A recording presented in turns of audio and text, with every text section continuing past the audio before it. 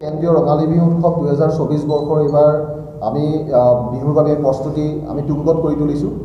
এইবাৰ আমাৰ এই ৰঙালী বিহু বাকৰিত আমি আমাৰ এই বিহু ভাগৰ মূল মুখ্য আকৰ্ষণ আমাৰ ডক্টৰ উপেন কাকতি বঁটা আৰু ৰেকিবুদ্দিন আহমেদ বঁটা। আমি এই বঁটা দুটি আমি ইতিমধ্যে আমি নিৰ্বাচিত কৰি উলিয়াইছোঁ আৰু আজি আমি আনুষ্ঠানিকভাৱে আমি অসমৰ ৰাইজৰ ওচৰত আমি ঘোষণা কৰিব বিচাৰিছোঁ যে ডক্টৰ উপেন কাকতি বঁটাটো এইবাৰ প্ৰদান কৰা হ'ব দেৰগাঁও কেন্দ্ৰীয় ৰঙালী বিহু উৎসৱ 2024 বৰ্ষৰ উদযাপন সমিতিৰ হৈ সমৰ হাজৰিকা বিশিষ্ট সংগীত শিল্পী সুধাকন্ত ডক্টৰ ভূপেন হাজৰিকাৰ ভাতৃ তেওঁক আমি এই বঁটাটো প্ৰদান কৰিম। সেইটোকে আমি এই কথাটো আমি আনুষ্ঠানিকভাৱে অসমৰ ৰাইজক আমি জ্ঞাত কৰিব বিচাৰিছোঁ। তাৰ লগতে আমি ডক্টৰ ক্ষমা কৰিব ৰেকিবুদ্দিন আহমেদ বঁটাটো আমি এইবাৰ প্ৰদান কৰিব বিচাৰিছোঁ বিশিষ্ট লোকশিল্পী আমাৰ অতি সন্মানীয় আমাৰ স্থানীয় বিপুল চেতিয়া ফুকন ডাঙৰীয়া। তেওঁ অসমৰ সাংস্কৃতিক ক্ষেত্ৰখনত অনবদ্য অৱদান আগবঢ়াই গৈছে। লোক সংস্কৃতিৰ ক্ষেত্ৰত আমি তেওঁক নিৰ্বাচিত কৰি উলিয়াইছোঁ। সেই বিষয়টো আমি অসমবাসী ৰাইজক আমি জ্ঞাত কৰিব বিচাৰিছোঁ। তাৰ লগতে আমি এইবাৰ আমাৰ যি সাংস্কৃতিক শোভাযাত্ৰা হ'ব শোভাযাত্ৰাটো আমি তেনেকুৱা ধৰণে আমি বিভিন্ন অসমৰ বাৰেৰহণীয়া জাতি জনগোষ্ঠী এক মিলনভূমিলৈ আমি পৰিণত কৰিবৰ কাৰণে আমি বদ্ধপৰিকৰ আমি তেনেদৰে আমি প্ৰস্তুতি আমি তুংগত কৰি তুলিছোঁ। আৰু এই ঐতিহাসিক ঐতিহ্যমণ্ডিত বিহুভাগী আমি আৰু কেনেদৰে সুন্দৰ কৰিব পাৰোঁ এই ক্ষেত্ৰত আমি বৰ বিহুৱতী আমি প্ৰতিযোগিতা আমি ইয়াতে অনুষ্ঠিত কৰিছোঁ। আৰু ইয়াৰ পিছৰখিনি আমাৰ মোৰ সহযোগী সম্পাদক পাৰ্থৱী শইকীয়া ডাঙৰীয়াক জ্ঞাত কৰিবৰ বাবে অনুৰোধ জনাইছোঁ।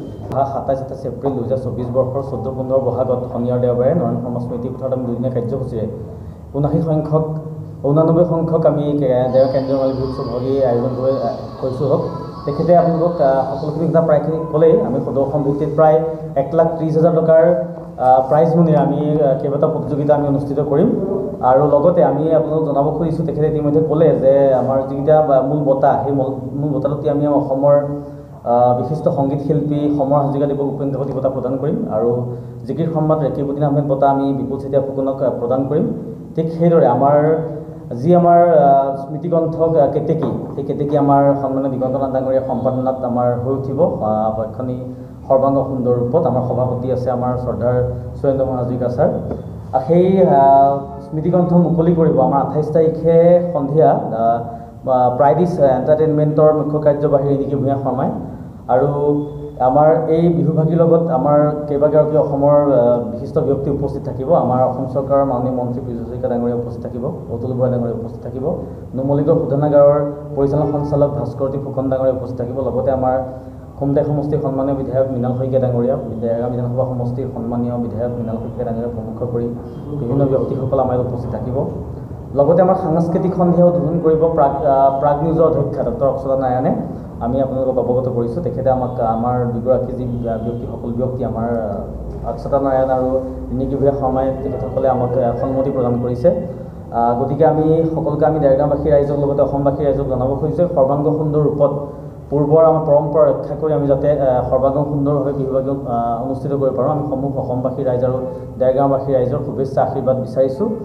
আৰু আমি সকলোৰে সহায় সহযোগিতা বিচাৰিছোঁ। সন্মানীয় সংবাদ জগতৰ সকলোৰে আমি সহায় সহযোগিতা বিচাৰিছোঁ যাতে বিহুভাগী আমি সুন্দৰ ৰূপত সুচাৰুৰূপে অনুষ্ঠিত কৰিব পাৰোঁ।